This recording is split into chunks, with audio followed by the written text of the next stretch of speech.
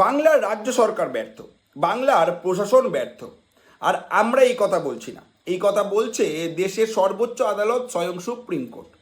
আর তাই এবার রাজ্য আধিকারিকদের কাজ, তাদের দায়িত্ব সমস্ত কিছুই কেড়ে নেওয়া হলো, আর সেগুলো দিয়ে দেওয়া হলো হাইকোর্টকে।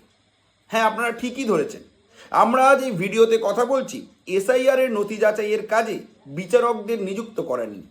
আর প্রশ্নটা খুবই স্বাভাবিক, এই কাজে বিচারকদের যে নিযুক্ত করা হলো সেটা কি বাংলার জন্য গর্ব নাকি লজ্জা? যদিও তৃণমূল কংগ্রেস বলছে এটা তাদের কাছে এক বিরাট জয়, বিজেপি আবার বলছে এটা গোটাটাই নাকি তৃণমূলের চক্রান্ত। কিন্তু আসল সত্যিটা কি? যখন এসআইআর নিয়ে রাজ্য সরকার আর নির্বাচন কমিশন একে অপরের ওপর দোষারোপ করছে, যখন দেশের শীর্ষ আদালত বলছে বিচার বিভাগীয় হস্তক্ষেপ দরকার, তখন সেটা কি আর আদৌ গর্বের বিষয় থাকছে? আজ সেটাই আমরা জেনে নেব এই ভিডিওতে। দিনটা 20শে ফেব্রুয়ারি। সুপ্রিম কোর্ট স্পষ্ট করে জানিয়ে দেয়, পশ্চিমবঙ্গে এসআইআর নিয়ে যে তথ্যগত অসঙ্গতি তৈরি হয়েছে, এবার থেকে তার নিষ্পত্তি করবেন কলকাতা হাইকোর্ট দ্বারা নিযুক্ত হওয়া বিচার বিভাগীয় আধিকারিকেরা। রাজ্য সরকার আর নির্বাচন কমিশনের আধিকারিকেরা শুধুমাত্র সহায়তাটুকু করবেন। এই মামলা হয় প্রধান বিচারপতি সূর্যকান্ত, বিচারপতি জয়মাল্য বাগচি এবং বিচারপতি এনভি আঞ্জারিয়ার বেঞ্চে। এই বেঞ্চ রায় দেওয়ার সময় স্পষ্ট করে জানিয়ে দেয়, পশ্চিমবঙ্গে ব্যতিক্রমী এক পরিস্থিতি সৃষ্টি হয়েছে, যেখানে বিচার বিভাগীয় হস্তক্ষেপ প্রয়োজন। অর্থাৎ ভেবে দেখুন, একটা ভোটার তালিকা সংশোধনের মতো বিষয়, যা প্রশাসনিক একটি প্রক্রিয়া হওয়ার কথা, এখন সেটাই গিয়ে পড়লো আদালতের ঘাড়ে। কিন্তু প্রশ্নটা হচ্ছে, এই দায়িত্ব আদালতের ঘাড়ে পড়লো কেন? কারণ নির্বাচন কমিশনের অভিযোগ, বারবার চাওয়া সত্ত্বেও রাজ্য সরকার নাকি পর্যাপ্ত গ্রুপ বি আধিকারিক দেয়নি। তাহলে কাদের দিয়েছে? দেওয়া হয়েছে গ্রুপ সি কিংবা নিম্নপদস্থ কর্মীদের। ফলত সুপ্রিম কোর্ট এই বিষয়ে প্রশ্ন তোলে, করণিক শ্রেণীর কর্মীদের দিয়ে কি এসআইআর এর মতো জটিল কাজ করা সম্ভব? প্রধান বিচারপতি মন্তব্য করে, হয় আপনাদের পর্যাপ্ত গ্রুপ বি কর্মী নেই, নয়তো ছাড়তে চাইছেন না। অর্থাৎ সব শেষে এটা কিন্তু শুধুমাত্র প্রশাসনিক কোনো সমস্যা নয়, বরং কাঠামোগত একটা দুর্বলতার ইঙ্গিত। সুপ্রিম কোর্ট আরও পর্যবেক্ষণ করে জানিয়ে দেয়, দুর্ভাগ্যজনক দোষারোপের এক খেলা চলছে। দুটি সাংবিধানিক প্রতিষ্ঠানের মধ্যে বিশ্বাসের ঘাটতি লক্ষ্য করা হচ্ছে। এটাই কি আমাদের গণতন্ত্রের আসল ছবি হওয়া উচিত? এবার আমরা চলে আসব ভিডিওর আসল প্রশ্নে। এই যে সরকারি আধিকারিকদের কাজ আদালতের ঘাড়ে তুলে দেওয়া হলো, এর ফলে আসল ক্ষতিটা কার হবে? কে সাফার করবে? আপনাদের জানিয়ে দিই, এখনো পর্যন্ত 250 জন বিচার বিভাগীয় আধিকারিককে এসআইআর এর কাজে নিয়োগ করা হয়েছে। এই 250 জনের মধ্যে প্রায় 100 জনকে আনা হয়েছে এনডিপিএস এবং পক্সো আদালত থেকে।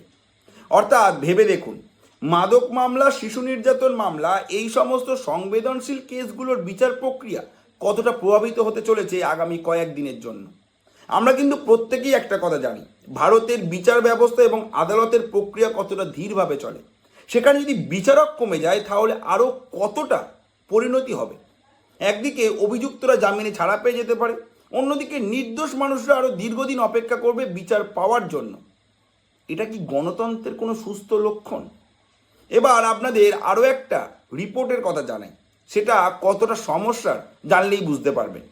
এখনো পর্যন্ত নথি যাচাই করতে হবে প্রায় 80 লক্ষ, আর কাজ করবেন কতজন? মাত্র 250 জন। হাতে সময় কতদিন?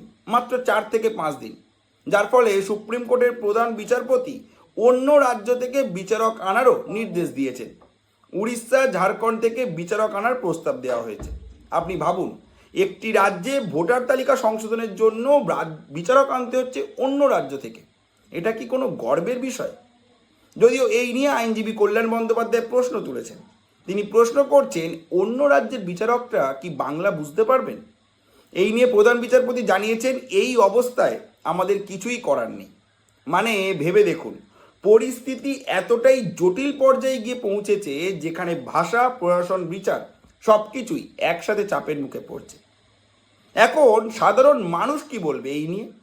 যখন ভোটার তালিকা নিয়ে টানাপোড়েন, যখন আদালতের বিচারককে টেনে নিতে হচ্ছে, যখন প্রশাসনিক কাঠামোর ঘাটতি প্রকাশ্যে, তখন জয় পরাজয়ের রাজনীতি নয়, প্রশ্ন কিন্তু হওয়া উচিত একটাই, এই ব্যবস্থার দায় কে নেবে?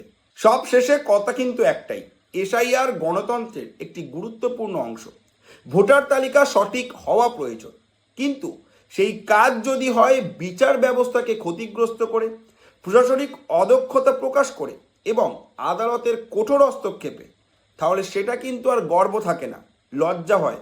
আর লজ্জা এই কারণ একদিকে রাজ্যে পর্যাপ্ত গ্রুপ বি আধিকারিক নেই, অন্যদিকে লক্ষ লক্ষ নথি যাচাইয়ের দায় চাপছে বিচার বিভাগের উপর। গণতন্ত্র শক্তিশালী হয় সহযোগিতায়, দোষারোপে নয়।